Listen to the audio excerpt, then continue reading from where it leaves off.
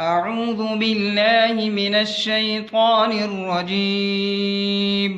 بسم الله الرحمن الرحيم.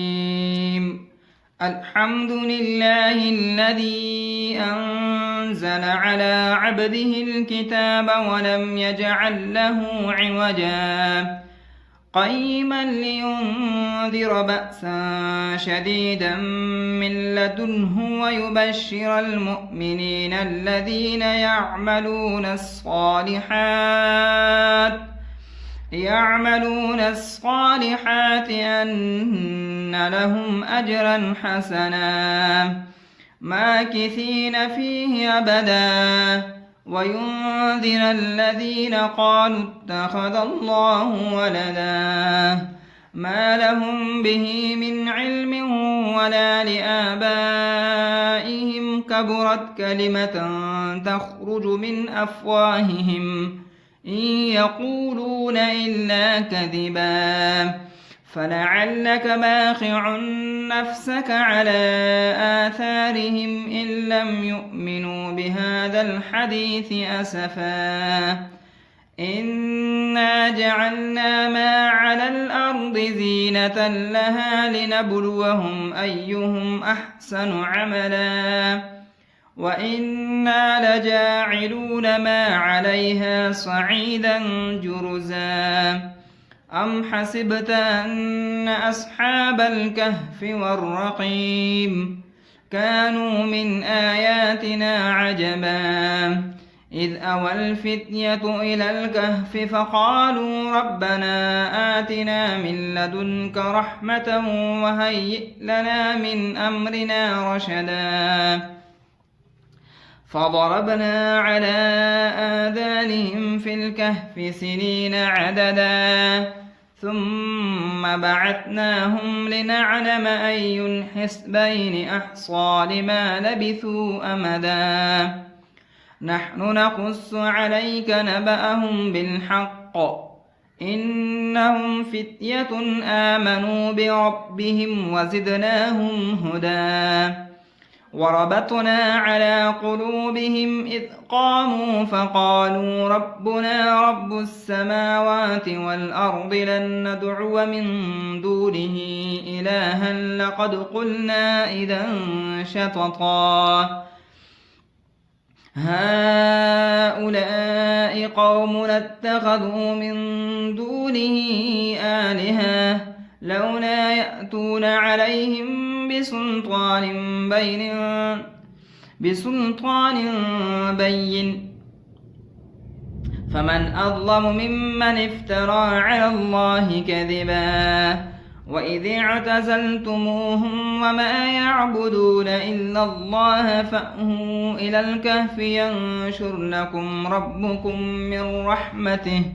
من رحمته ويهيئ لكم من أمركم مرفقا وترى الشمس إذا طلعت تزاور عن كهفهم ذات اليمين وإذا غربت تقرضهم ذات الشمال وهم في فجوة منه ذلك من آيات الله من يهد الله فهو المهتد ومن يضلل فلن تجد له وليا مرشدا وتحسبهم أيقاظا وهم رقود ونقلبهم ذات اليمين وذات الشمال وكلبهم باسط ذراعيه بالوصيد لو اطلعت عليهم لوليت منهم فرارا ولملئت منهم رعبا وكذلك بعثناهم ليتساءلوا بينهم قال قائل منهم كم لبثتم قالوا لبثنا يوما أو بعض يوم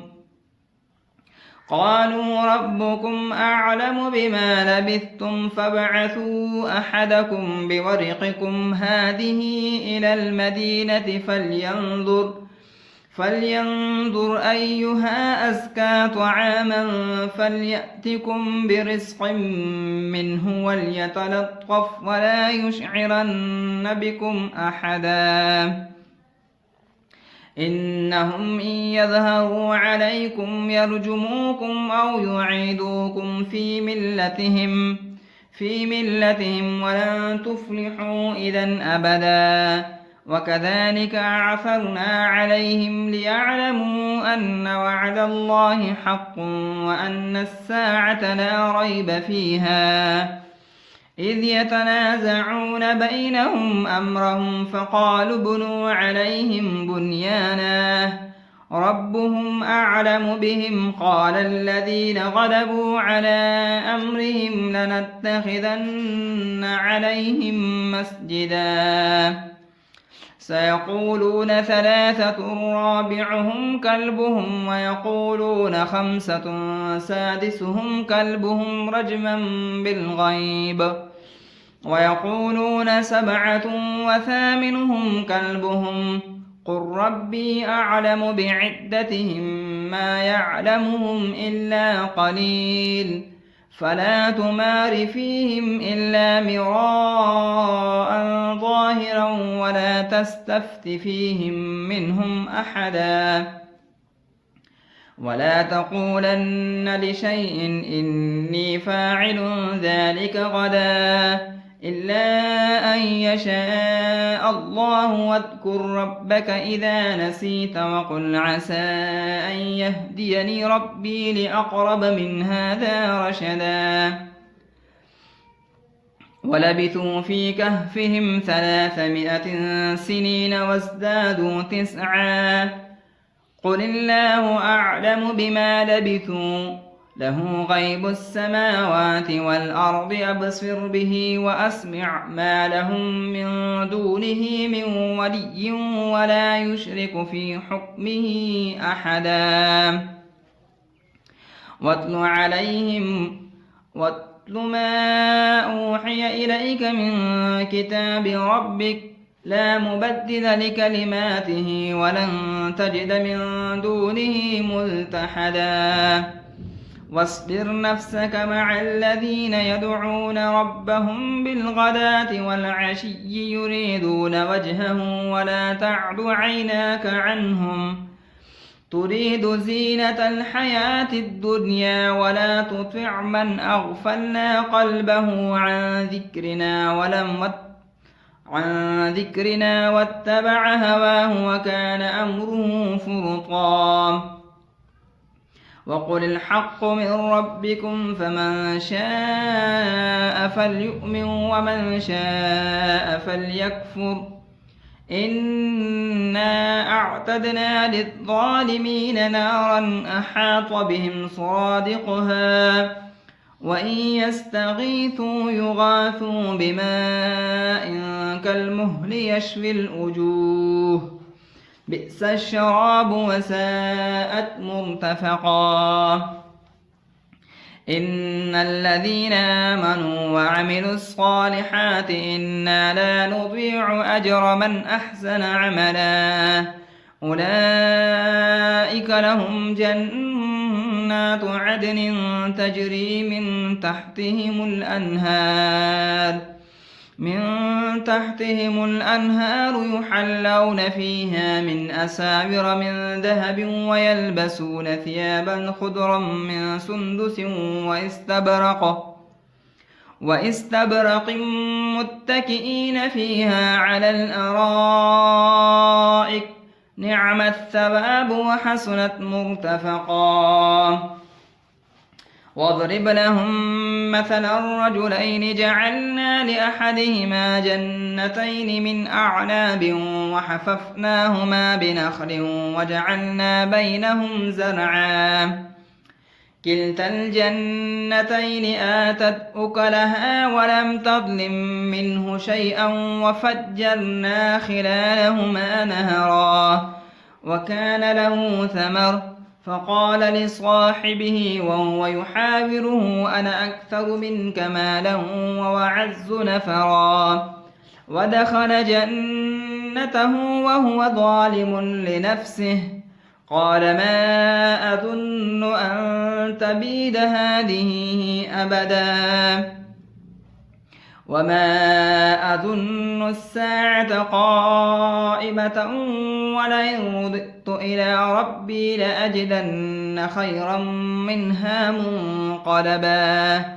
قال له صاحبه وهو يحاوره أكفرت بالذي خلقك من تراب ثم من نطفة ثم سواك رجلا لكن هو الله ربي ولا أشرك بربي أحدا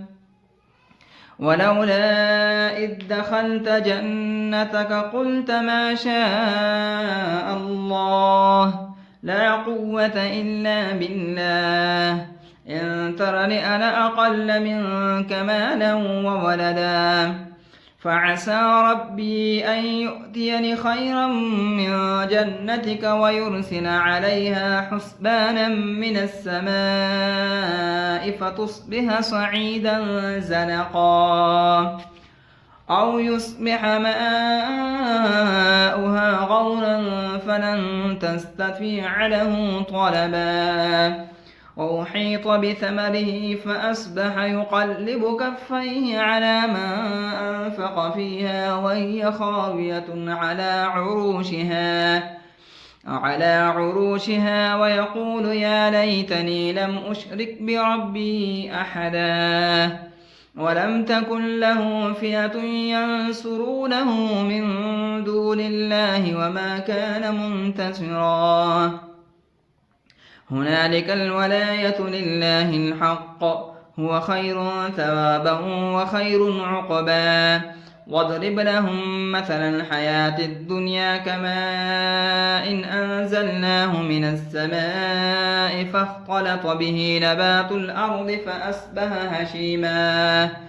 فأصبح هشيما تذروه الرياح وكان الله على كل شيء مقتدرا المال والبنون زينة الحياة الدنيا والباقيات الصالحات خير عند ربك ثوابا وخير أملا ويوم نسير الجبال وترى الأرض بارزة وحشرناهم فلم نغادر منهم أحدا وعرضوا على ربك صفا لقد جئتمونا كما خلقناكم أول مرة بل زعمتم أن لن نجعل لكم موعدا ووضع الكتاب فترى المجرمين مشفقين مما فيه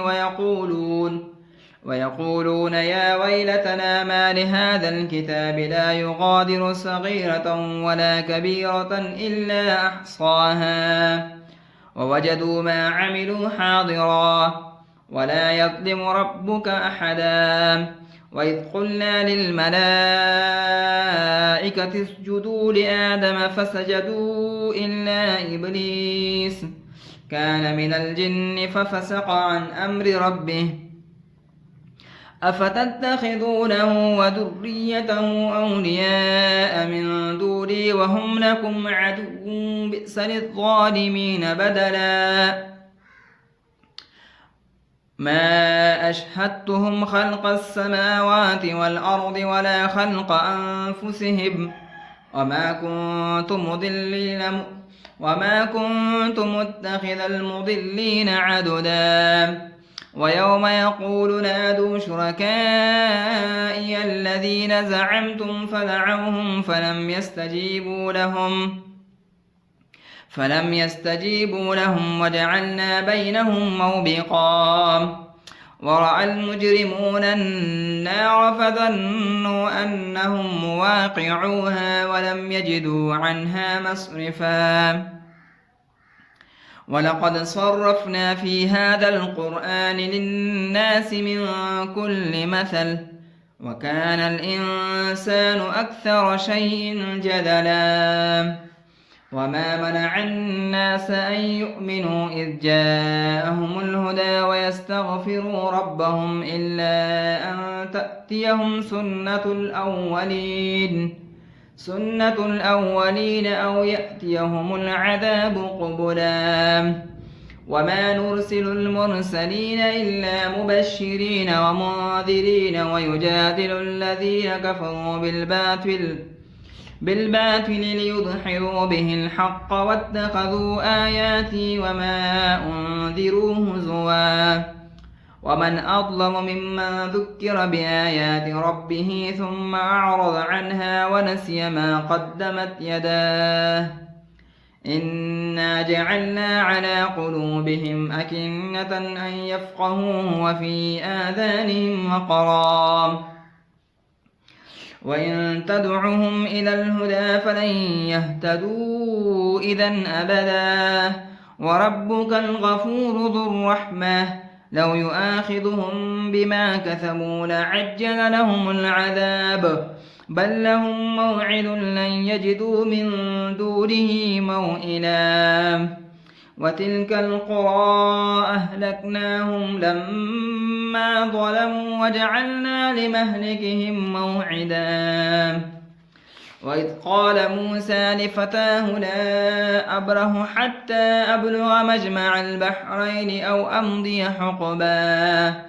فلما بلغ مجمع بينهما نسي حوتهما فاتخذ سبيله في البحر سربا فلما جاوز قال لفتاه آتنا غداءنا لقد لقينا من سفرنا هذا نصبا قال أرأيت إذ أوينا إلى الصخرة فإني نسيت الحوت وما أنسانيه إلا الشيطان أن أذكر واتخذ سبيله في البحر عجبا قال ذلك ما كنا نبغي فارتد على آثارهما قصصا فوجد عبدا من عبادنا آتيناه رحمة من عندنا وعلمناه من لدنا علما قال له موسى هل أتبعك على أن تعلمني مما علمت رشدا قال إنك لن تستطيع معي صبرا وكيف تصبر على ما لم تحط به خبرا قال ستجدني إن شاء الله صابرا ولا أعصي لك أمرا قال فإن اتبعتني فلا تسألني عن شيء حتى أحدث لك منه ذكرا فانطلقا حتى إذا ركبا في السفينة خرقها قال أخرقتها لتغرق أهلها لقد جئت شيئا إمرا قال ألم أقل إنك لن تستطيع معي صبرا قال لا تؤاخذني بما نسيت ولا ترهقني من أمري عسرا فانطلقا حتى إذا لقي غلاما فقتله قال أقتلت نفسا زكية بغير نفس لقد جئت شيئا نكرا قال ألم أقل إنك لن تستطيع معي صبرا قال إن سألتك عن شيء بعدها فلا تصاحبني قد بلغت من لدني عذرا فانطلقا حتى إذا أتيا أهل قرية استطعما أهلها فأبوا أن يضيفوهما فوجد فيها جدارا يريد أن ينقض فأقامه قال لو شئت لاتخذت عليه أجرا قال هذا فراق بيني وبينك سأنبئك بتأويل ما لم تستطع عليه صبرا أما السفينة فكانت لمساكين يعملون في البحر فأردت أن أعيبها وكان وراءهم ملك يأخذ كل سفينة غصبا وأما الغلام فكان أبواه مؤمنين فخشينا أن يرهقهما طغيانا وكفرا فأردنا أن يبدلهما ربهما خيرا منه زكاة وأقرب رحما. وأما الجدار فكان لغلامين يتيمين في المدينة وكان تحته كنز لهما وكان أبوهما صالحا فأراد ربك أن يبلغا أشدهما ويستخرجا كنزهما رحمة من ربك وما فعلته عن أمري ذلك تأويل ما لم تسطع عليه صبرا. ويسألونك عن ذي القرنين قل سأتلو عليكم منه ذكرا. إنا مكنا له في الأرض وآتيناه من كل شيء سببا فأتبع سببا حتى إذا بلغ مغرب الشمس وجدها تغرب في عين حمئة وجد عندها قوما قلنا يا ذا القرنين إما أن تعذب وإما أن تتخذ فيهم حسنا. قال أما من ظلم فسوف نعذبه ثم يرد إلى ربه فيعذبه عذابا نكرا. وأما من آمن وعمل صالحا فله جزاء الحسنى وسنقول له من أمرنا يسرا. ثم أتبع سببا حتى إذا بلغ مطلع الشمس وجدها تطلع على قوم لم نجعل لهم من دونها سترا كذلك وقد أحطنا بما لديه خبرا. ثم أتبع سببا حتى إذا بلغ بين السدين وجد من دونهما قوما لا يكادون يفقهون قولا. قالوا يا ذا القرنين إن يأجوج ومأجوج مفسدون في الأرض فهل نجعل لك خرجا على أن تجعل بيننا وبينهم سدا. قال ما مكني فيه ربي خير فأعينوني بقوة أجعل بينكم وبينهم ردما. آتوني زبر الحديد حتى إذا ساوى بين الصدفين قال انفخوا حتى إذا جعله نارا قال آتوني أفرغ عليه قطرا فما استطاعوا أن يظهروه وما استطاعوا له نقبا. قال هذا رحمة من ربي فإذا جاء وعد ربي جعله دكاء وكان وعد ربي حقا. وتركنا بعضهم يومئذ يموج في بعض ونفخ في الصور فجمعناهم جمعا. وأعرضنا جهنم يومئذ للكافرين عرضا الذين كانت أعينهم في غطاء عن ذكري وكانوا لا يستطيعون سمعا. أفحسب الذين كفروا أن يتخذوا عبادي من دوني أولياء إنا أعتدنا جهنم للكافرين نزلا. قل هل ننبئكم بالأخسرين أعمالا الذين ضل سعيهم في الحياة الدنيا وهم يحسبون أنهم يحسنون صنعا. أولئك الذين كفروا بآيات ربهم ولقائه فحبطت أعمالهم فلا نقيم لهم يوم القيامة وزنا.